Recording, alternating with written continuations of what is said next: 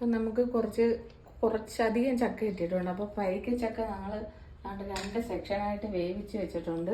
ഇതെന്താണെന്ന് അറിയാം, ചക്ക വരട്ടാൻ. അപ്പം നമ്മൾ ചട്ടി ചൂടായപ്പോൾ ശർക്കര പാനി അയച്ചാൻ വേണ്ടി ഇതിനകത്തോട്ട് ഒഴിച്ച് അരിച്ച് അതങ്ങോട്ട് കോരിയിടും ഇതിനകത്തോട്ട്. ഉരുക്കിയ ശർക്കര ഇച്ചിരി പാണിയാണ്. ഇതുപോലെ ആവുമ്പോൾ അത് കോരി അങ്ങോട്ട് ഇടും.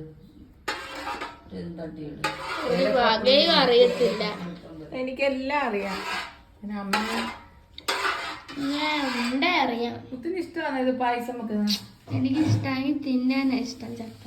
ചക്ക തിന്നാൻ ടേസ്റ്റ് ഇല്ല. ചക്ക 2ആയിട്ട് വേവിച്ച് വെച്ചിട്ടുണ്ട്. ഇത് പാനിയാകുമ്പോൾ നമ്മൾ ഇതിനകത്തോട്ട് തട്ടണം. കുറച്ച് ഏലക്കാപ്പൊടി, കുറച്ച് പിന്നെ വേണ്ടുന്നത് നെയ്യ്. അതിപ്പോൾ അല്ല, ചക്ക ഇട്ടിട്ട് വരണ്ട് വരുമ്പോഴാണ് കിണ്ടുമ്പോൾ ഇട്ടാൽ മതി. ശർക്കര ഒരുവിധം ആയിട്ടുണ്ട്. ഇനി നമ്മൾ ചക്ക തട്ടിയിടുമ്പോൾ ഇതിനകത്ത് കിടന്നാണ് ഈ ശർക്കര പണിയിൽ നമ്മൾ വേവിച്ച് വെച്ച ചക്ക. ഇങ്ങനെ ഇനി തരാമോ കൊഴുത്തിന്റെ?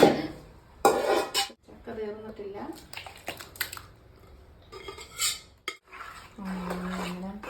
ഇനിയാണ് ചക്കയുടെ പരിപാടി.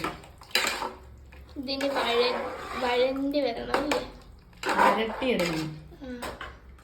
വഴണ്ടി വരണം.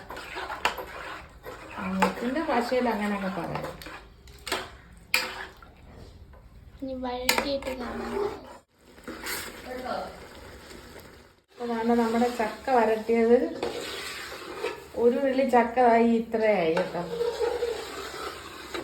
ചക്ക വരട്ടിയത്. ഇത് ചക്ക പായസം ഉണ്ടാക്കാം, ചക്ക തിരളി ഉണ്ടാക്കാം, ചക്ക അട ഉണ്ടാക്കാം.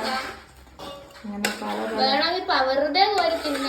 വെറുതെ ആയിരിക്കും ഇവിടെ 2 പേരും തിന്നാൻ പോകുന്നത്. നമുക്ക് ഇതുകൊണ്ട് നാളെ ചക്ക പ്രഥമൻ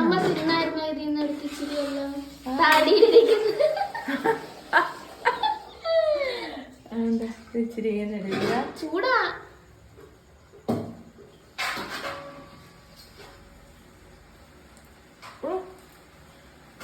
അരെ വാ, പറയാൻ വാക്കുകളില്ല.